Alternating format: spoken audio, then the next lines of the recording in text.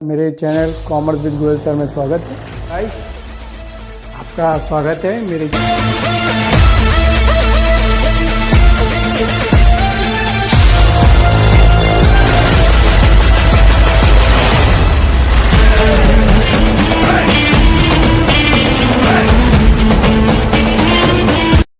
Hello guys, how are you. ये मेरा दूसरा वीडियो है सब्सक्रिप्शन प्रॉब्लम पे जो आप लोग बता रहे थे। तो मैं पहले वीडियो में मैंने क्या किया था, पहले वीडियो में चंदा जो यहाँ लिखा था उसकी डिटेल लिखी थी कि 23-24 में कितना है, 22-23 में कितना है, 24-25 में कितना है। वहाँ डिटेल लिखी थी, पिछले वर्ष का कितना है, चालू वर्ष का कितना है, नेक्स्ट ईयर का कितना है। यहाँ क्या, यहाँ ऐसा कुछ नहीं है। यहाँ चंदा सिर्फ लिखा है 40,000। जब इस तरह से चंदा सिर्फ अलग डिटेल ना दी हो और सिर्फ एक अमाउंट दे रखी हो, इसका मतलब उसमें पिछले वर्ष का भी शामिल हो सकता है, नेक्स्ट ईयर का भी शामिल हो सकता है। तो ऐसे में क्योंकि मुझे यहां से करंट ईयर का सब्सक्रिप्शन चाहिए, मुझे करंट ईयर की इनकम नहीं पता।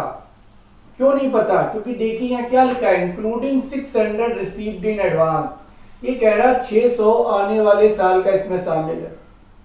एक बात तो ये कह रहा, नीचे क्या कह रहा है, नीचे कह रहा 3200 रुपए पिछले वर्ष के शामिल है। Subscription include 32 for the last year. 3200 रुपए कह रहा पिछले वाले भी शामिल है। तो हमको कैसे पता चले कि करंट ईयर का चंदा कितना है?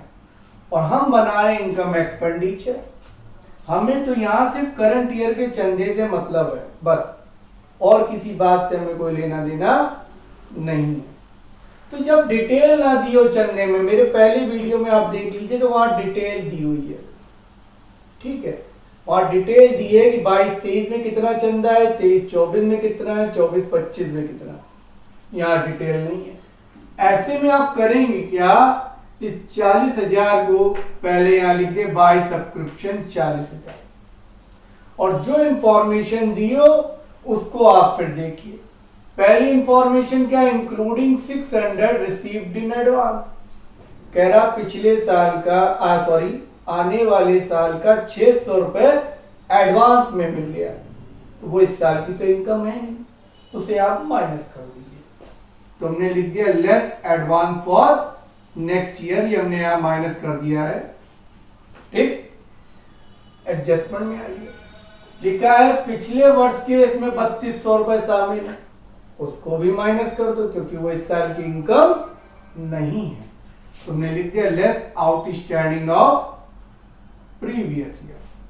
तो 40,000 में से 3200 गए, 36,800 ये प्रीवियस ईयर के माइनस हो गए, और एडवांस जो मिला था 600 वो माइनस हो गए। तो 36,800 में से 600 गए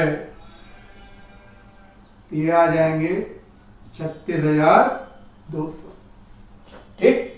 ये हमको करंट ईयर का मिल गया। अब इसमें अभी एक समस्या और कह रहे हैं 4500 रुपए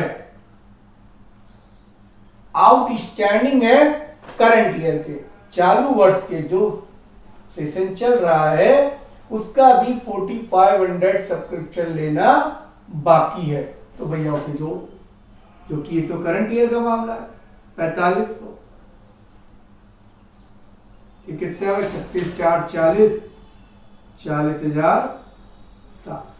ये आपका करंट ईयर की इनकम आ गई। फिर से रिपीट करते हैं, क्या हुआ है, कुछ खास नहीं। 40,000 रुपए आपको टोटल चंदा मिला, टोटल। इसमें पिछले वर्ष का भी शामिल है, आने वाले साल का भी शामिल है। तो 40,000 में पहले आपने जो है पिछले वर्ष का घटा दिया, फिर आने वाले साल का घटा दिया, तो ये आपके करंट ईयर का चंदा मिल गया जो आपको मिला है। लेकिन करंट ईयर में अभी चंदा और बाकी है जो मिलना था लेकिन मिला नहीं है, वो इस साल की इनकम है, और वो है 4500 जो मिलना बाकी है, मिला नहीं है। उसको आप जोड़ देंगे तो टोटल इनकम जो चंदे की निकलेगी वो 40,700 है, ना कि 36,200। एक्चुअल इनकम हमारी 40,700 जो हमें मिलनी चाहिए, लेकिन मिली कितनी है, 36,200, ठीक। ये पॉइंट समझ में आ गया। अब क्योंकि यहां आपको एडवांस चंदा मिला है, ठीक, तो आप क्लोजिंग बैलेंस शीट की लायबिलिटी में से दिखाएंगे एडवांस। क्यों?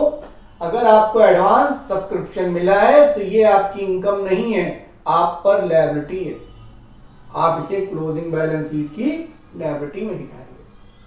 फिर एडजस्टमेंट में आ जाए, क्या लिखा है? Subscription include 3200 for the last year. पिछले साल का चंदा था, पिछले साल का था तो पिछली बैलेंस शीट में होना चाहिए, यानी ओपनिंग में होना चाहिए। तो इसका आउटस्टैंडिंग सब्सक्रिप्शन आपने 3200 यहाँ पे लिख दिया, ठीक, शो कर दिया। फिर क्या कह रहा? 4500 outstanding of the current year 4500, 4500 रुपए अभी भी चालू वर्ष का करंट ईयर का लेना बाकी है।